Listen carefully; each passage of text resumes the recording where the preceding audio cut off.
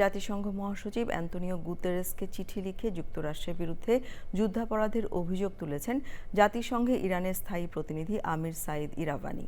চিঠিতে ইরান যুদ্ধ প্রসঙ্গে তিনি লেখেন, যুক্তরাষ্ট্র আগ্রাসনকারী ভুক্তভোগী নয়। হরমুজ প্রণালী দিয়ে চলাচলকারী সব ধরনের পণ্যবাহী জাহাজের উপর 20% শুল্ক আরোপের ঘোষণা প্রত্যাহার করে নিয়েছেন মার্কিন প্রেসিডেন্ট ডোনাল্ড ট্রাম্প।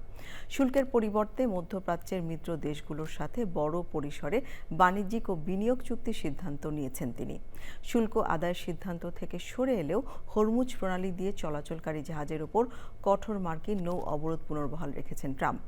ইসরায়েলের প্রধানমন্ত্রী বেনিয়ামিন নেতানিয়াহু হুঁশিয়ারি দিয়ে বলেছেন, ইরান ইসরায়েলে হামলা চালালে জবাবে বহুগুণ শক্তিশালী ও কঠোর হামলা চালানো হবে।